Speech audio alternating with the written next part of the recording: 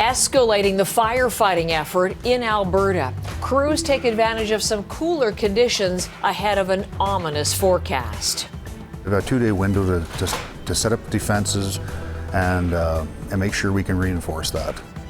A heat dome is approaching fast and threatening to add fuel to the crisis. CBC News on the ground in the fire zone, and we'll take you there live in just moments.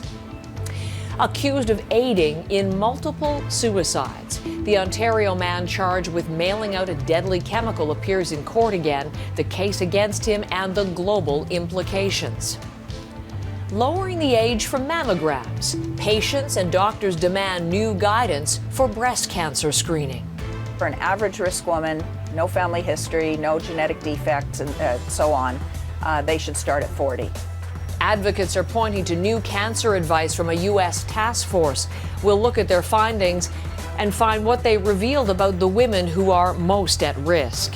And on the verge of being swept out of the playoffs, the Toronto Maple Leafs down 3-0 and facing elimination tonight against Florida. What we can focus on is how we approach this game and the mental side of it and coming in with a purpose. The Oilers are in action too, looking to tie up their series against Vegas. Good morning. I'm Heather Hiscox. This is CBC Morning Live.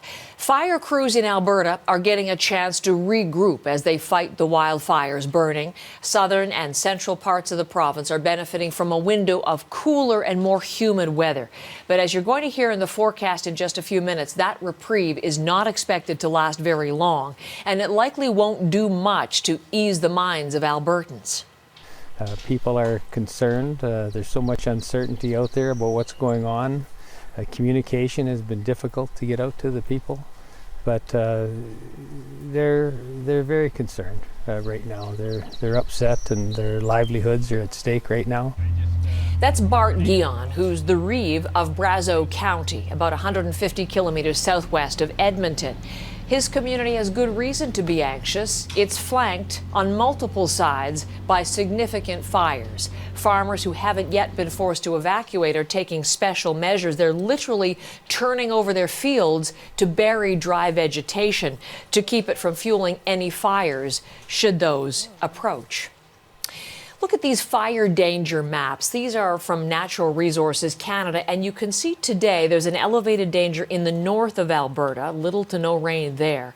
But as we look ahead and the map changes through the projected forecast up to Monday, you see the vast majority of the province is under extreme fire danger. This is what fire crews are waiting for and dealing with as they fight now 81 fires burning in the province. Live on the ground in the fire zone is our Aaron Collins, and he's in High Prairie for us this morning. Aaron, I don't know, I want to talk about the wildfire situation. We can see it behind you. Maybe we should share what you just took down in your hand just before coming on the air live with me, what you're now using and what you're working with given the conditions in which you're reporting today.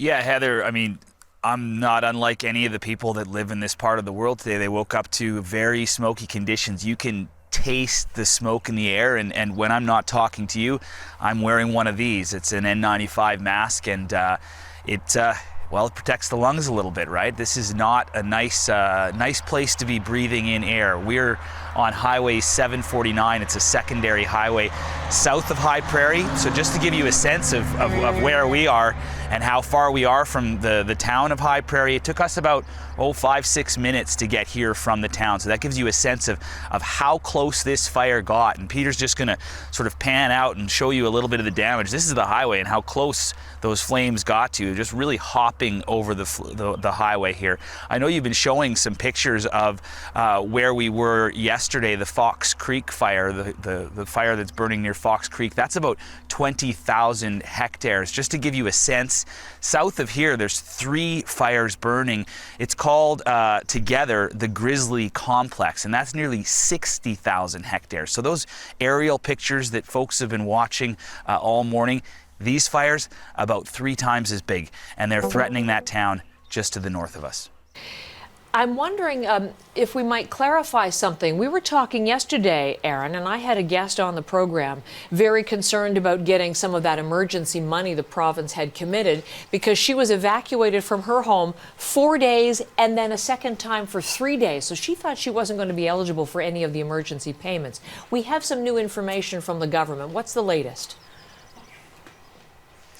Yeah, well, I don't know if Premier Danielle Smith was watching the show or if she pivoted or if there was a misunderstanding. But yeah, that does not have to be consecutive days anymore. It's just going to be 7 days in total out of your home, and that's $1,250 per resident here who's out of their home in that situation, and then an extra $500 for people who have dependent children as well that they're looking after. So some welcome relief for evacuees. And I'll tell you, we stopped into a town hall here last night and just to sort of take the temperature, to sort of gauge the reaction of folks, both evacuees and people who were on the ground here when these fires swept through. And people are not happy in this part of the world at the way the government responded to this fire, both at the county level and the provincial level. They don't think there was enough boots on the ground. They don't think there's been enough help here.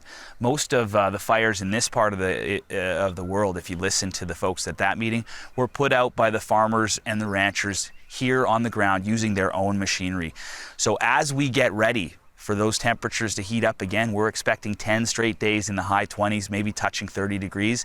These fires are going to kick up again, at least that's the thinking from most people here. There's a worry that there's not enough resources to beat these fires back. Now, to be fair, we did hear from the county as well, and they said, look, this is unprecedented. We just don't have the resources to handle this many fires all at the same time. Aaron, listen, just such compelling reporting, and the backdrop tells the story as well. Since I have you, what are your plans for today? Who are you going to be talking to? What are you looking to look into as we watch for your further reporting today? Well, look, it's going to be in the low 20s today, and sunny skies, low 20s, and that's still pretty warm for May in this part of the world. But like I said, people do know the weather's about to heat up. Ground here is still smoldering. So folks in this area are wandering around putting out hot spots because those things, when the weather warms up again, and if a fire comes through, they're going to flare up again. So people are getting prepared, they're getting ready, and we're going to be driving down these backcountry roads, as safely as we can, trying to find people that are really taking this firefight into their own hands.